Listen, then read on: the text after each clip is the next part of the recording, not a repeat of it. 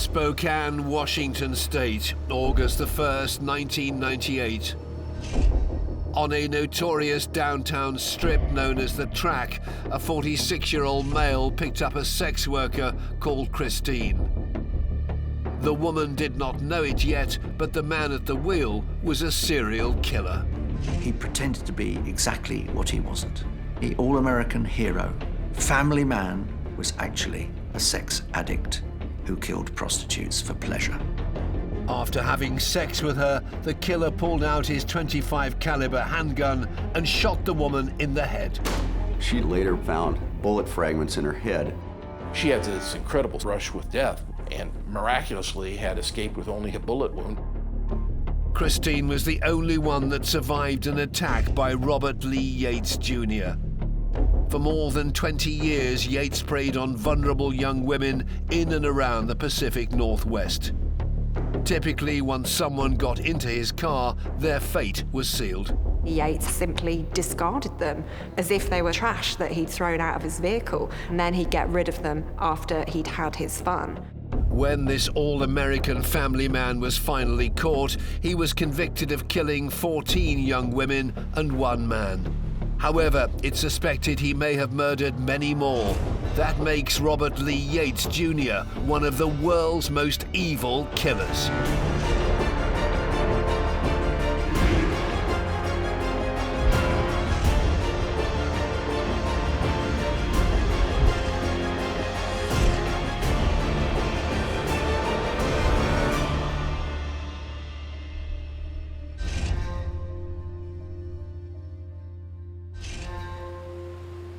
Spokane, Washington. For more than 20 years, between 1975 and 1998, a serial killer was on the loose across America's Pacific Northwest.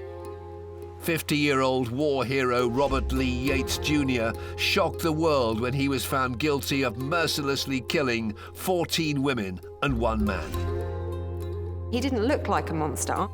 He looked like an average Joe.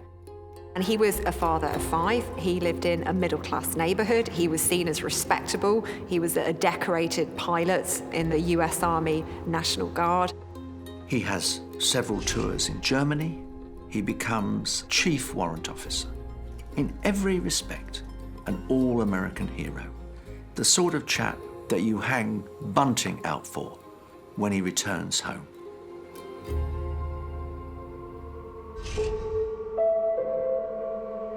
But for more than 20 years, Robert Lee Yates led a double life.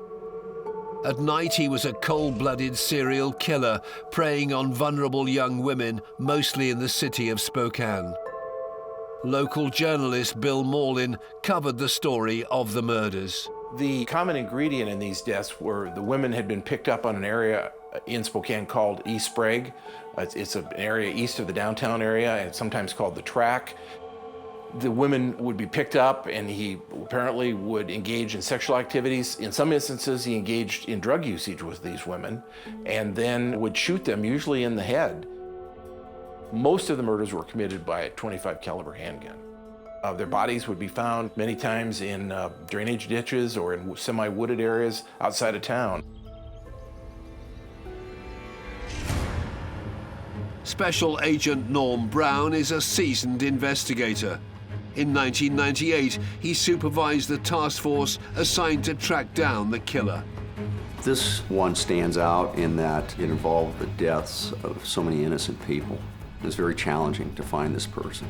The Spokane community was on edge during this investigation. A number of people thought that the investigators weren't doing enough to catch the killer at the time because the victims were prostitutes.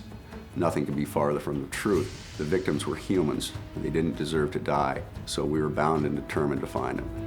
At the start of the investigation, Yates was not a suspect. He wasn't on our radar.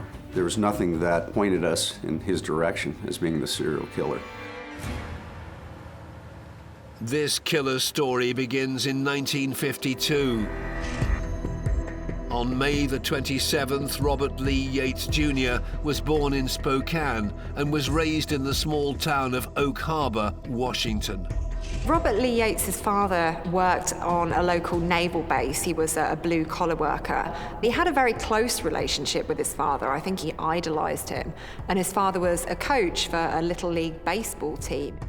Yates's time at school was very normal. Robert Lee Yates Jr. played baseball at school, but he wasn't the star on the team. He was good at his schoolwork, but he wasn't the smart person in the class. He was just average. So there was nothing that stood out. There was nothing that said that this family would be the family that would produce a serial killer. To the outside world, the Yateses were a happy, contented, all-American family. In many ways, Yates' relationship with his father was completely normal.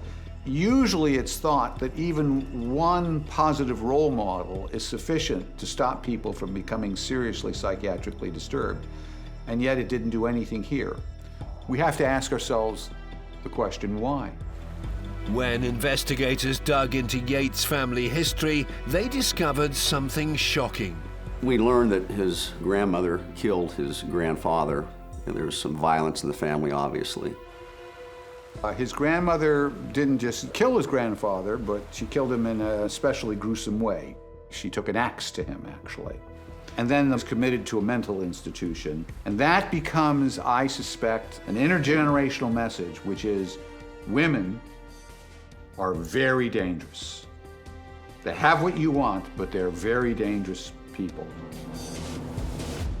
While there was a violent history in the family, Yates himself allegedly suffered some trauma when he was just 6 years old. We often find in serial killers that violence is actually rooted in shame. That shame is often something that has happened during the childhood, something that the child felt they had no control over, but something that they felt judged by, something that made them feel less worthy. Robert Lee Yates was sexually assaulted by another child who was a neighbor. But Yates kept the assault a secret. The incident was never reported to police. After graduating high school, Yates met his first wife. In 1972, aged 20, Yates and his wife moved to the small town of Walla in Washington state, where they enrolled in college.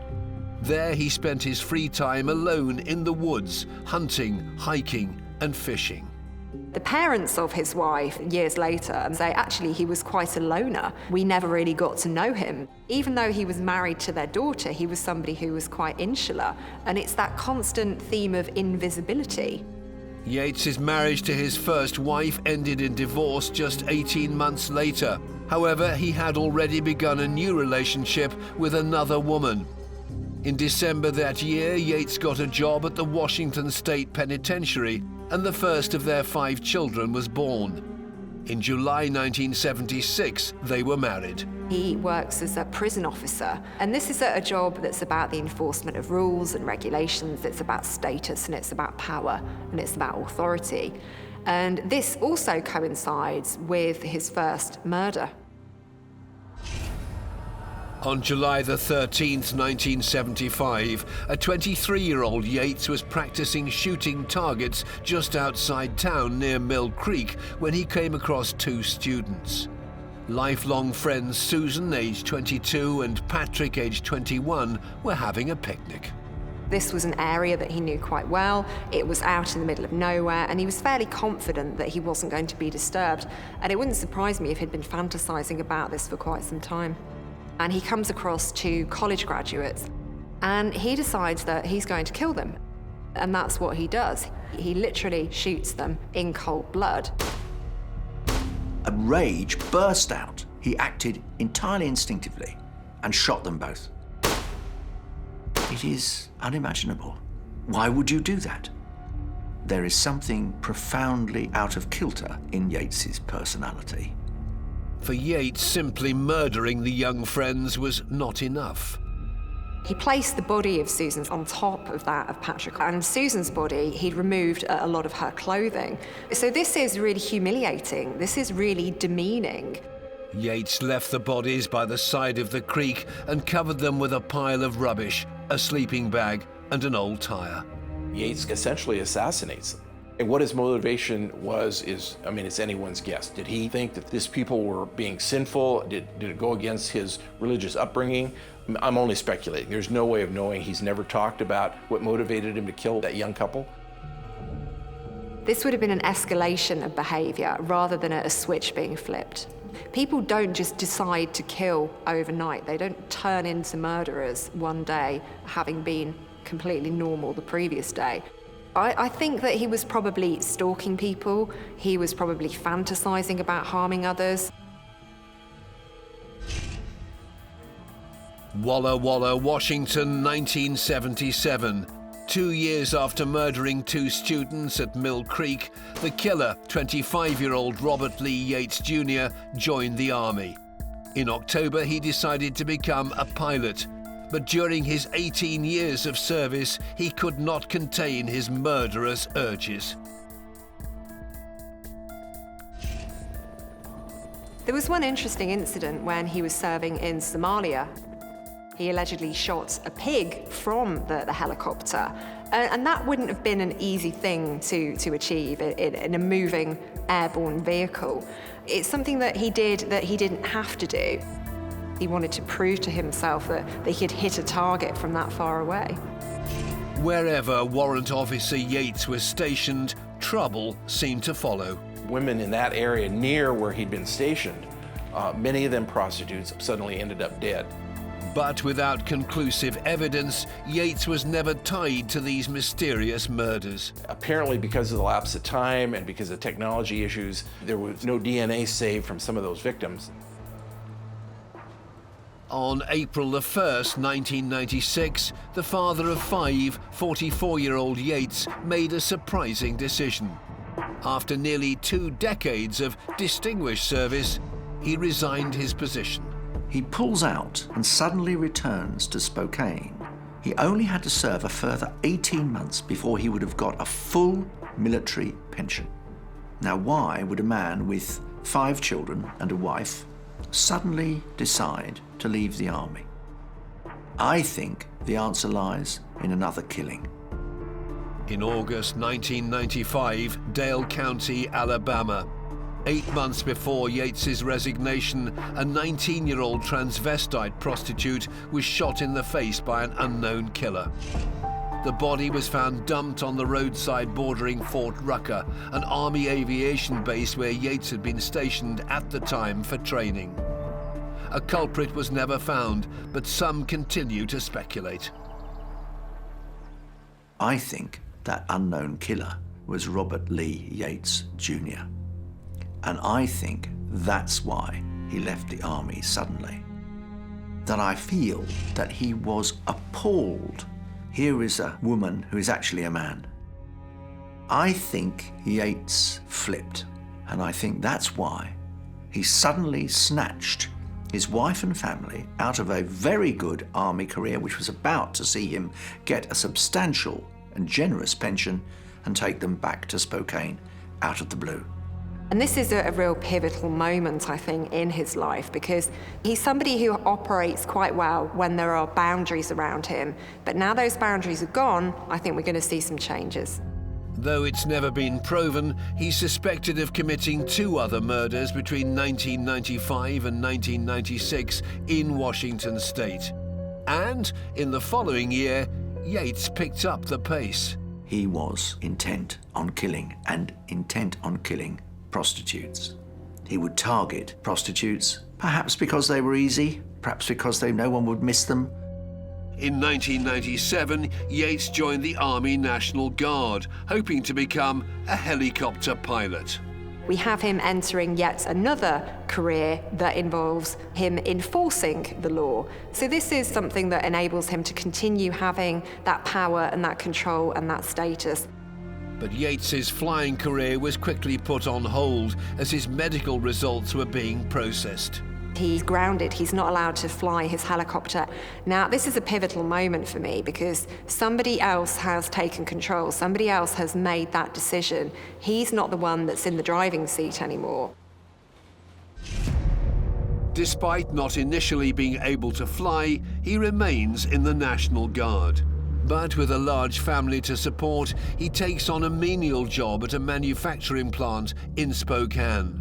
And all the while, Yates continued to kill. I think the murders that he committed were an attempt to get back control. I think there were things happening in his life that he felt were out of his control, and he wanted to feel powerful again. His new hunting ground was the seedy strip in downtown Spokane, known as The Track. Prostitutes to Yates were easy targets in that they would get into his vehicle without any questions asked. They would just decide upon what money was going to be exchanged for services. And the prostitutes were very vulnerable because most of them were drug addicts, and they'd sell themselves for money and use it to buy drugs. Robert Lee Yates was very much a regular face on the sex workers scene in this part of town at the time. So he wouldn't just pick up women to have sex with, he would do drugs with them. He became part of their community. And I think he would be trusted by them. He was somebody that they knew. In the summer of 1997, Yates picked up 20-year-old Heather from the downtown track to have sex with her. But I suspect that the victims may not have known even the second before they died that this was going to be a killing, because I suspect their interaction went down much as an interaction with a prostitute goes down. And then when he was done, he draws his gun and he shoots. Yates shot Heather in the head with a .22 caliber handgun. Literally, there's just a second that the victim becomes aware that something's amiss, and after that, the victim is dead. After Yates murdered Heather, he dumped her body on the side of the road. Well, he was brazen in his thought as far as dumping the bodies. In August that year, Yates was back on the track looking for easy prey. He picked up 16-year-old Jennifer. Like the young woman before her, her fate was a foregone conclusion. Unlike many serial killers, the way that Yates kills is instrumental. He has sex with his victims, and then he pulls out a gun and he shoots them. They die virtually instantaneously at the hand of somebody who knows how to use weapons effectively. He's not trying to torture, he's not trying to terrorize, he's simply eliminating the witness. He watches as the life literally drains from them. And this is an individual who's not going to stop because his offending is getting worse. It's becoming more sadistic. Once dead, Yates prepared to move Jennifer's body, a ritual he would repeat time and time again. After shooting them in the heads, he put bags over their head, largely to keep his car clean. I mean, he didn't want the blood dripping out and would put plastic bags over their heads to keep the mess off his car. 10 days later, local farmers found Jennifer's badly decomposed body. It had been dumped in brush northeast of Spokane. This site where Jennifer was found, it was next to a working farm near to an alfalfa field. So he's not really seeming too bothered about covering up. It seems that he just wants to get away at this point in time. That same day, officers made another grim discovery, another of his victims. Heather is found in a field in a parking lot off the strip in East Spokane. Robert Yates would typically bury them slightly or partially. Other times he would cover them with debris. Many of them were found nude or semi-nude. They were discarded like trash along the road.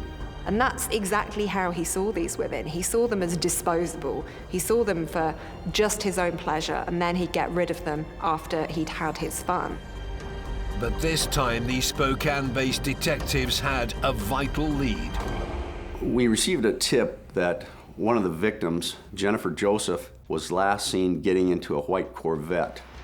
On the 24th of September 1997, a local police officer patrolling the track pulled Yates for speeding. And a police officer actually had stopped him to fill out a report, but in the vehicle description, instead of writing down Corvette, the officer wrote down CAM, apparently referring to a Camaro. The police officer actually wrote down that he was in a different kind of car, and that meant that they missed Robert Lee Yates. Later that autumn, Yates picked up Darla, a 28-year-old sex worker, on the track. He would pick up these women, he would shoot them in the head, and then he would bury their bodies. So this was very cold, this was very kind of executioner style. Darla's body was found on November the 5th, 1997, 10 miles south of downtown Spokane on Hangman Valley Road. I visited the recovery site of Darla, and she was dumped in some bushes by some trees and rolled down a hill, but not very far off the Hangman Valley Road, where I often rode my bicycle for exercise. When I ride by there, I always think of her, and my heart goes out to her and her family, because she was treated like trash after she was killed. In December that year, Yates's killing spree spread some 300 miles east to Tacoma, an area he's familiar with. As a pilot with the Washington Army National Guard, he was based here in Spokane, but on certain weekends he would travel to the other side of the state, near Tacoma, Washington, where he would do military weekend drills. On December the 6th, Yates chose his next victim. He picked up 34-year-old sex worker Melinda. Robert Lee Yates didn't just target an area that he was familiar with. He would be carrying out his crimes in areas where he just happened to find himself. He was in Tacoma on one particular date, and this coincided with the murder of Melinda. Melinda's body was found the following day, dumped in wasteland by a railroad track. I think at this point, he's becoming quite arrogant. He's not gotten caught so far, so he's pushing the boundaries a little bit. And you see this happen with quite a lot of serial killers. They have this kind of proneness to boredom, this need for stimulation, this need to kind of mix things up a bit. And I think that's what he's doing when he's killing outside of the area he knows. By the end of 1997, the 45-year-old serial killer had shot and murdered at least 12 innocent people, most were vulnerable young women. I think the fact that sex workers in this area were still going out and still working, even though they knew that their friends and their acquaintances were being killed by this serial killer, just shows what desperate circumstances these women live in. They have to go out, they have to work for money, often to feed drug habits. On December the 22nd, 1997, police set up a special task force in Spokane to catch the serial killer terrorizing America's Pacific Northwest. But the killings that holiday season continued, unabated. Robert Lee Yates murders Sonny during the Christmas period of 1997, where most people are celebrating the festivities with their families. This really does show me that serial killers don't take time out. They don't stop for the holidays. They want to keep killing because they enjoy it, because it gives them power and it gives them control. A day after Christmas, detectives discovered the lifeless bodies of two more women. Both were found within the Spokane city limits. Laurel and Sean, their bodies were found at the same time. Laurel was shot in the head and discarded like a piece of rubbish.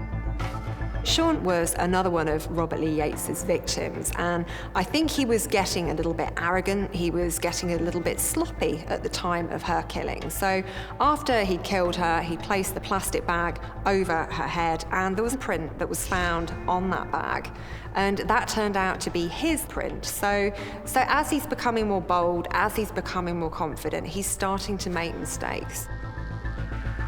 Fear amongst the general public escalated as the murders across the Pacific Northwest continued. But by the end of the 90s, there were like a dozen or so of these prostitutes who had turned up dead, and there was no killer in custody. And by then, everyone was saying, we have a serial killer in our midst, and something needs to be done about it.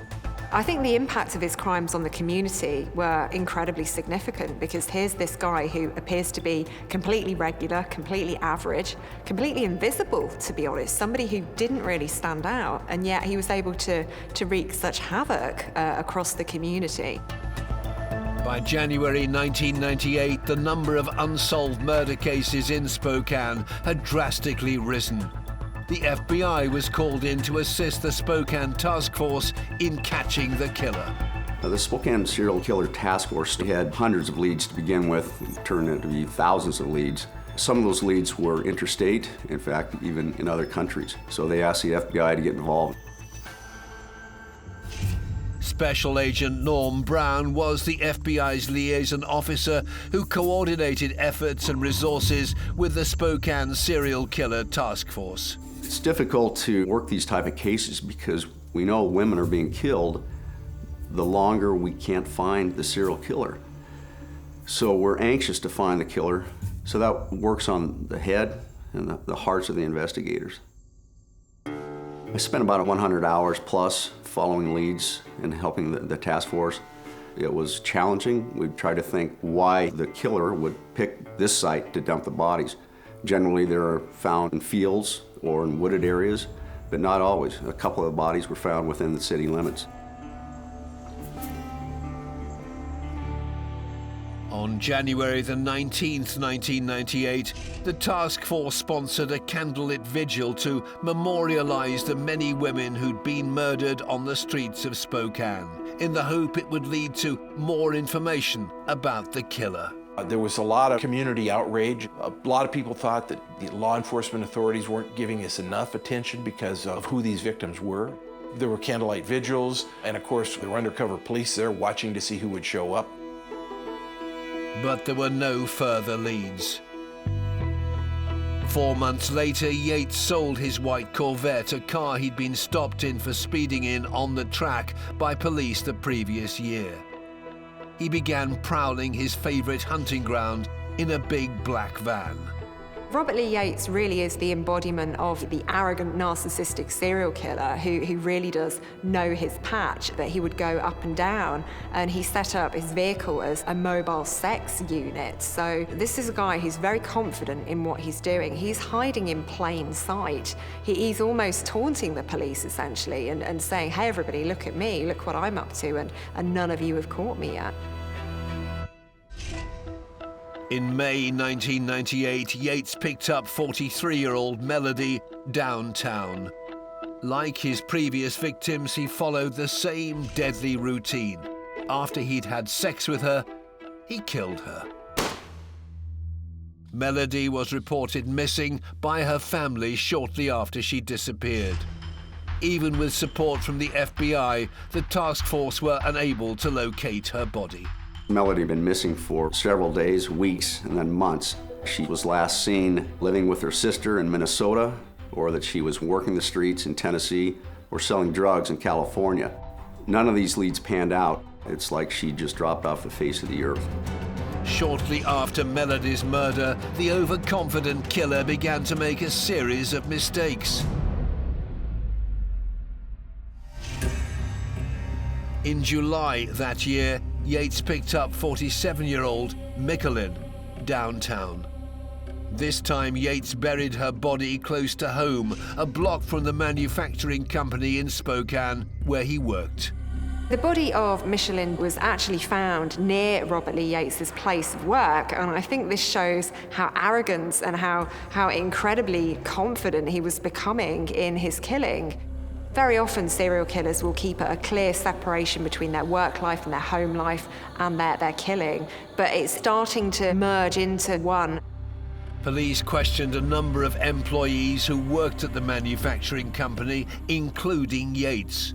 But with no evidence to link him to the murder, no further action was taken. And he's actually interviewed in relation to the discovery of this body. And part of me thinks he probably quite enjoyed that. He probably quite enjoyed the police asking him questions, knowing that he knew all along who was responsible. Like many serial killers, he starts slow and begins to escalate, and the frequency of the killing and the amount of the killing gets more and more. And there's something else that becomes more and more over time. He makes less and less efforts to hide the bodies after a while. But Yates's luck was about to run out. On August 1st, 1998, Yates picked up another sex worker, Christine Smith, in downtown Spokane. Christine Smith got inside the van of Robert Yates, attempted to perform oral sex on him, and during that process, she felt a sharp blow to her head. And she immediately got out, ran away. It was like a glancing blow, and she didn't even realize initially that she'd been shot. It was a superficial wound near her ear, as I recall. Christine Smith's case really is absolutely astounding. She thought she'd just been stabbed. She managed to escape the car and go and get help from people. This is a witness who has survived. This is a witness who can identify him, and it's only a matter of time before the police catch up with him. Despite Christine's escape, Yates was unable to contain the urge to kill. In September, he was on the hunt again. Sex worker Connie was his next victim. Her body was found weeks later by a search and rescue dog down an embankment in Pierce County, Tacoma. These women turning up dead, and most of them were prostitutes. And it was the common theme with these victims. And they were difficult to find background information about them, and they were turning up dead one at a time. And many of these cases would result in just, a short little news item on the evening news or in the newspaper. The following month, Yates went on the prowl to his favorite hunting ground, the track. On November the 10th, 1998, he picked up sex worker Jennifer. But before Yates could make his move, they were pulled over and his details were taken down. And a police officer actually had stopped him and filled out a police report about suspicious activity. He had a young woman in the car with him, and there was no criminal conduct that he could be arrested on the spot for. And the police officer filled out a report. The police encounter saved Jennifer's life. Yates immediately dropped her off just a few blocks away.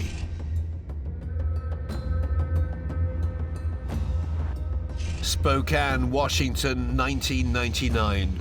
After almost 30 years, Robert Lee Yates Jr., the serial killer responsible for at least 13 murders, is still on the loose. Following 2 police interviews the previous year, detectives discovered that Yates had once owned a white Corvette, a car linked to one of the victims found in 1997. There was a witness who saw Jennifer Joseph getting into a white Corvette on that summer evening that she disappeared. And a white Corvette is quite a distinctive vehicle. It's one that you're not going to mistake for something else. And this is something that's going to be really important in the conviction of Robert Lee Yates. On September the 15th, 1999, 47-year-old Yates was brought in for questioning. Robert Lee Yates is called in by the police, and he can't account for his whereabouts on a couple of the key dates. One of the things that really does trip him up is the police are presenting their evidence to him, and they say about a white Camaro being seen. And he corrects them. He goes, "Oh no, it's not a Camaro, it's a Corvette." Yates' admission was a breakthrough, but it wasn't enough to arrest him. Police needed more evidence to link him to the Washington murders.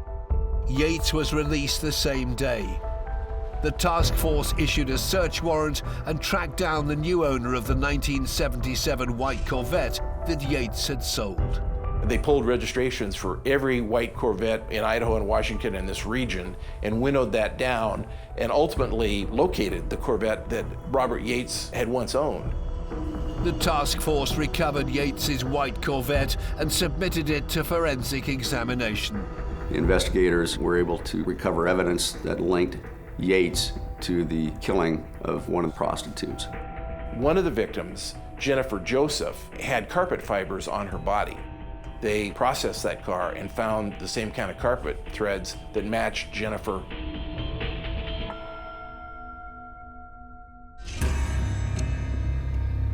Jennifer Joseph had been murdered 2 years earlier, and her body was found in an alfalfa field northeast of Spokane.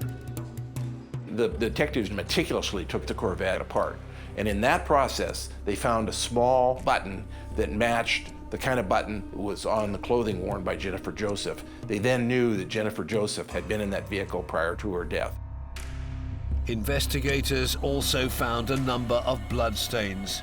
When tested, they revealed DNA belonging to Jennifer. They knew that her murder had been in that vehicle before she'd been dumped in a field northwest of Spokane.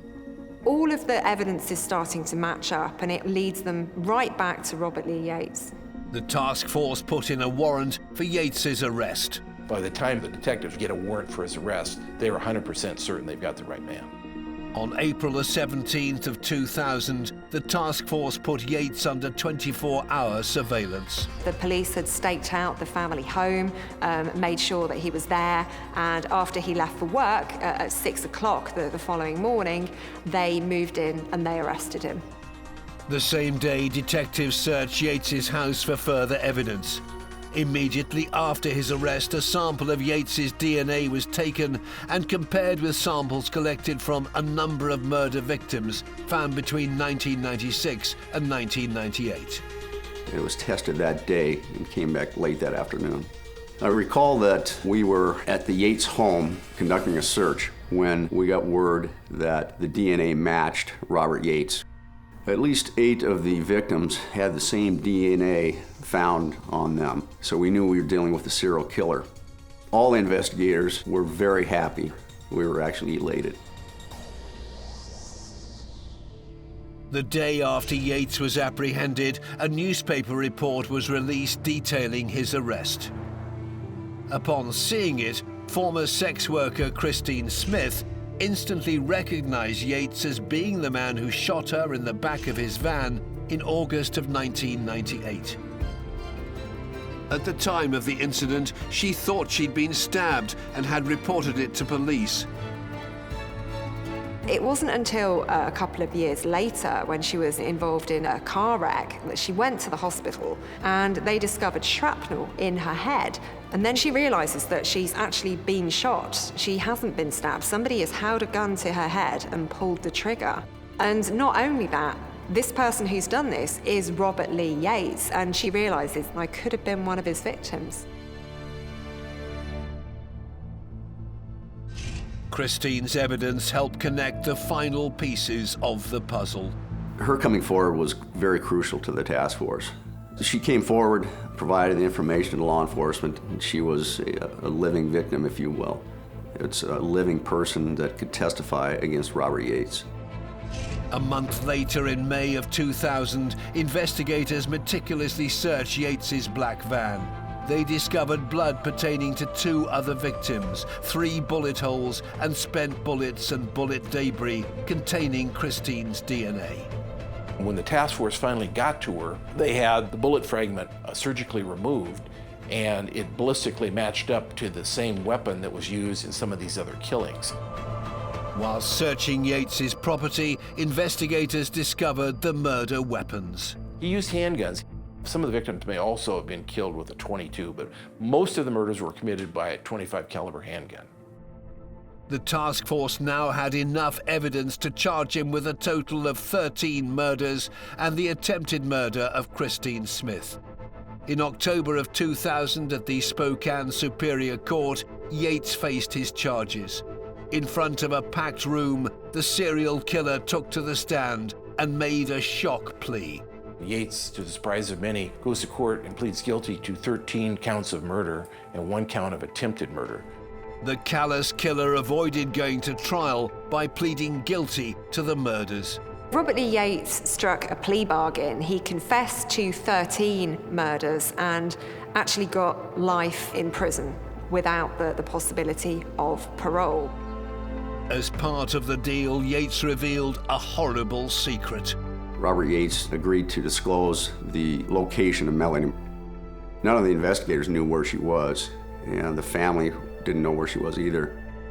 So he agreed to lead us to her body. Using Yates's hand-drawn map, the task force excavated an area to the east side of the killer's home. Her body was located in Robert Yates's yard, buried. It was his trophy, so to speak. It was pretty horrendous. When the investigators were conducting the search inside the house, no one ever dreamt that she would be buried right outside his bedroom. We were surprised and dejected to know that he would do such a thing. This says he wants to be able to watch over the body of this victim, to have control over this crime scene. There's obviously some sadistic kind of a thrill associated with that. I mean, this body was buried at his family home, right outside the bedroom where he and his wife slept. Yates's deal with the police saved his life. That was a strong selling point, that he would give up the location of her body and he would get a life sentence as opposed to the death penalty. The investigators, including myself, believed that he should get a death sentence.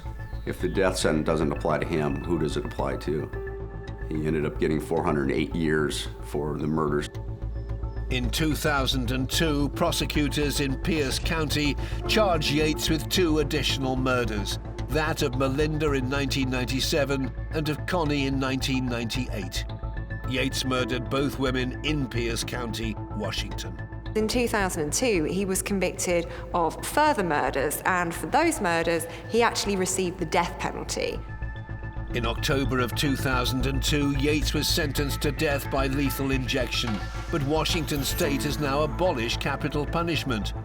As a result, Yates is now serving life in prison without the possibility of parole in Washington State Penitentiary in Walla Walla. In an ironic twist of fate, he's now housed in the same facility that he once served in as a prison guard 25 years earlier. A fitting end for the monstrous murderer. That is the most shocking part of this. He was just the guy that everybody has living next door to them. He wasn't this three-eyed monster or some sexual psychopath or registered sex offender. I mean, he was a father. He lived in a modest, upscale part of town. He'd been in the military. Just about as ordinary as you could possibly get. And he didn't look like a monster either. He looked like an average Joe. This averageness is something that actually played to his advantage as a serial killer. Convicted of 15 cold-blooded murders, Spokane's mass murderer is suspected of taking many more innocent lives. And that makes Robert Lee Yates Jr. one of the world's most evil killers.